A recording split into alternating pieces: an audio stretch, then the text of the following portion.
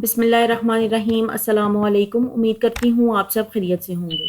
Today we will discuss about ribosomes, its structure and functions. First of all, ribosomes होते क्या हैं? Ribosomes बहुत important structure है that are present in a cell. अगर हम prokaryotic cell की बात करें तो उसमें ये मिलियन ऑफ राइबोसोम्स प्रेजेंट होते हैं। अगर हम यूकैरियोटिक सेल की बात करें तो उसमें ये थाउजेंड्स ऑफ राइबोसोम्स जो हैं वो प्रेजेंट होते हैं। आप देख रहे हैं there is a difference of number between the prokaryotic cell and the eukaryotic cell. यहाँ पे क्वेश्चन आपके माइंड में आ रहा होगा कि राइबोसोम्स क्यों इतनी ज़्यादा तादाद में सेल में प्रेजेंट होते हैं। तो इसका एक इम्पॉर्टेंट फंक्शन है, it is involve in protein synthesis. आप लोग ऑलरेडी जानते हैं कि प्रोटीन सिंथेसिस हमारी बॉडी के लिए कितनी ज़रूरी है। हमारी बॉडी में हार्मोन्स प्रेजेंट होते हैं, एंजाइम्स, एंटीबॉडीज प्रेजेंट होती हैं, डेट आर ऑल प्रोटीन्स। और प्रोटीन सिंथेसिस को राइबोसोम्स परफॉर्म करते हैं और इसी वजह से ये इतनी ज़्यादा तादाद में प्रेजेंट होते हैं और ये बहुत छोटे स्ट्रक्चर होते हैं। Next we will discuss about the structure of ribosome.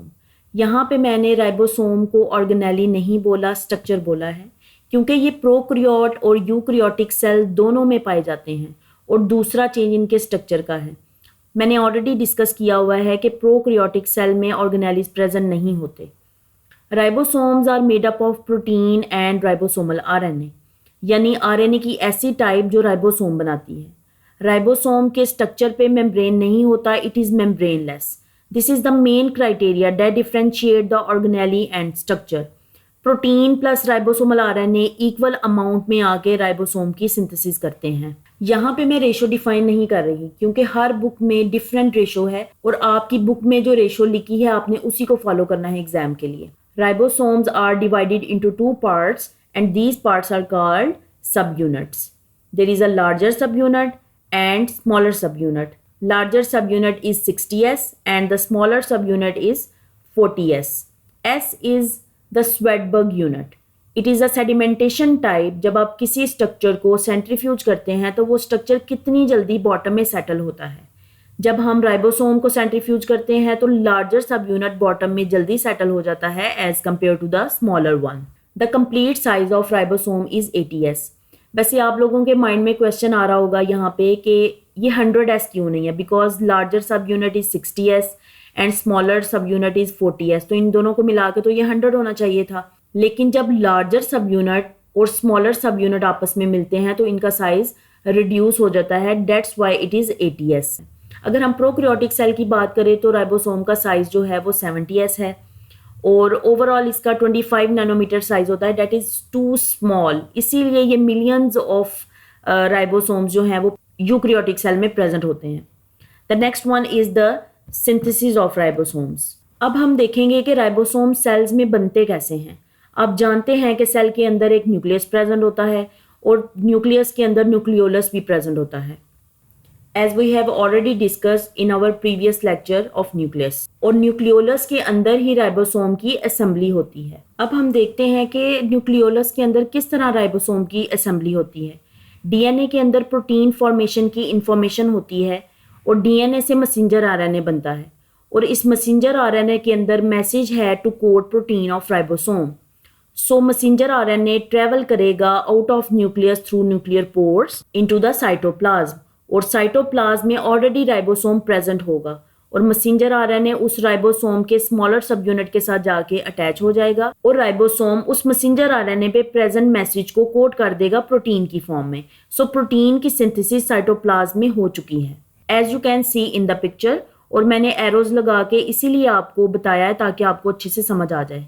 अब ये प्रोटीन जो हमारी साइटोप्लाज्म में बनी है वो न्यूक्लियस के अंदर चली जाएगी थ्रू न्यूक्लियर पोर्स और देन एंटर हो जाएगी न्यूक्लियोलस में। न्यूक्लियोलस के अंदर राइबोसोमल आरएनए काफ़ी मिकदार में प्रेजेंट होता है, तो ये न्यूक्लियोलस राइबोसोमल आरएनए को इन प्रोटीन सब यूनिट के साथ अटैच कर देगा और राइबोसोम की असेंबली हो जाएगी और राइबोसोम साइटोप्लाज्म में चला जाएगा through nuclear port. Next we will discuss about the function of ribosomes.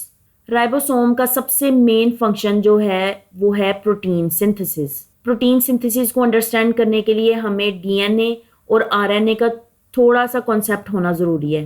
DNA deoxy ribose sugar से मिलके बना होता है, यानी डीएनए के अंदर जो राइबोज शुगर होती है दैट इज़ पेंटोज, उसमें एक ऑक्सीजन कम होता है सो उसे डीऑक्सीराइबोज कहा जाता है। और इसमें नाइट्रोजनस बेसिस 4 तरह की प्रेजेंट होती हैं, और जो आरएनए को डीएनए से डिफ्रेंशिएट करती है, डीएनए में थायामिन प्रेजेंट होती है, और डीएनए जो है वो डबल स्ट्रैंडेड होता है। जबकि हम आरएनए की बात करें कि ये किस तरह डीएनए से डिफरेंट होता है, नाइट्रोजनस बेस जो है इसमें यूरासिल प्रेजेंट होती है, इसमें राइबोज शुगर प्रेजेंट होती है, यानी इसमें एक ऑक्सीजन ज़्यादा होती है, और ये सिंगल स्ट्रैंडेड होता है।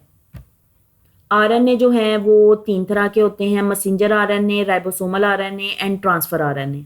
मैसेंजर आरएनए के पास मैसेज होता है प्रोटीन का, यानी कौन सी प्रोटीन बननी है, और प्रोटीन के मैसेज होते हैं in the form of codon.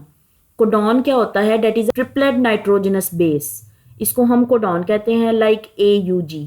A stands for adenine, U stands for uracil and G stands for guanine.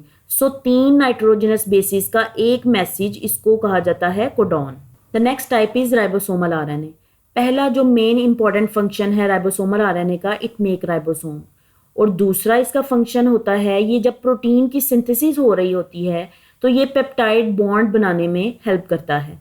You can say that it act like an enzyme. The next type of RNA is transfer RNA. Transfer RNA जो है वो short RNA होते हैं, ये 70 to 90 nucleotide से मिलकर बना होता है, और हर ट्रांसफर आरएनए के अंदर ये सलाहियत होती है कि ये स्पेसिफिक अमाइनो एसिड को लेके आता है राइबोसोम की तरफ। और मैसेंजर आरएनए के पास जो कोडॉन होता है उसको ऑपोजिट कोडॉन ट्रांसफर आरएनए के पास होता है, जिसको हम एंटी कोडॉन कहते हैं। यानी मैसेंजर आरएनए के अंदर जो कोडॉन की इंफॉर्मेशन है उसका एंटी कोडॉन अगर ट्रांसफर आरएनए के पास मौजूद है तो वो स्पेसिफिक अमाइनो एसिड को पकड़ के राइबोसोम की तरफ ले जाएगा। As you know, protein is made up of amino acid. There is a larger subunit and smaller subunit. Larger subunit के अंदर 3 साइड्स प्रेजेंट होती हैं, that is A side, P side and E side. A side को हम aminoacyl या acceptor side कहते हैं, P side को हम पेप्टाइड साइड कहते हैं, और E साइड को एग्जिट साइड कहते हैं। और मैसेंजर आरएनए ने हमेशा स्मॉलर सब यूनिट के साथ जाके अटैच होना है। अब इन तीनों साइड्स का क्या काम है, देख सकते हैं कि ट्रांसफर आरएनए अमाइनो एसिड को लेके A साइड की तरफ आता है, और P साइड पे इनका पेप्टाइल बॉन्ड बना देता है। देन E साइड पे ट्रांसफर आरएनए अपना अमाइनो एसिड छोड़ के बाहर निकल जाता है। और ये इस प्रोसेस को हम ज़्यादा डिटेल में नहीं देख रहे, क्योंकि इंशाल्लाह जब हमने ट्रांसक्रिप्शन ट्रांसलेशन का प्रोसेस करना है तो वहाँ पे हम इसको डिटेल से देखेंगे। लेकिन यहाँ पे जस्ट आपको राइबोसोम का फंक्शन जो है वो समझाने के लिए थोड़ा सा कॉन्सेप्ट दिया है कि किस तरह जो है वो प्रोटीन की सिंथेसिस होती है। आपको पता है अमाइनो एसिड जब एक चेन की फॉर्म में अलाइन हो जाते हैं तो ये प्रोटीन बना देते हैं। अब हम अपने टॉपिक को कंक्लूड करते हैं। आज हमने सबसे पहले देखा कि राइबोसोम्स क्या होते हैं, उसके बाद हमने इनका नंबर जो है वो स्टडी किया कि प्रोकैरियोटिक और यूकैरियोटिक सेल में इनका कितना नंबर प्रेजेंट होता है, और ये ऑर्गेनेली से कैसे डिफरेंट होते हैं। इनके स्ट्रक्चर को देखा कि इसमें लार्जर और स्मॉलर सब यूनिट होता है। उसके बाद हमने राइबोसोम की असेंबली को देखा कि किस तरह राइबोसोम जो है वो न्यूक्लियोलस में असेंबल होते हैं। नेक्स्ट हमने राइबोसोम के फंक्शन को पढ़ा, डेट इज प्रोटीन सिंथेसिस, और प्रोटीन सिंथेसिस किस तरीके से होती है उसके लिए हमने डीएनए को डिस्कस किया, आरएनए को, उसकी टाइप्स को, और किस तरह टाइप्स ऑफ आरएनए जो है वो इन्वॉल्व होती हैं प्रोटीन सिंथेसिस में। That's all about today's topic. Thank you.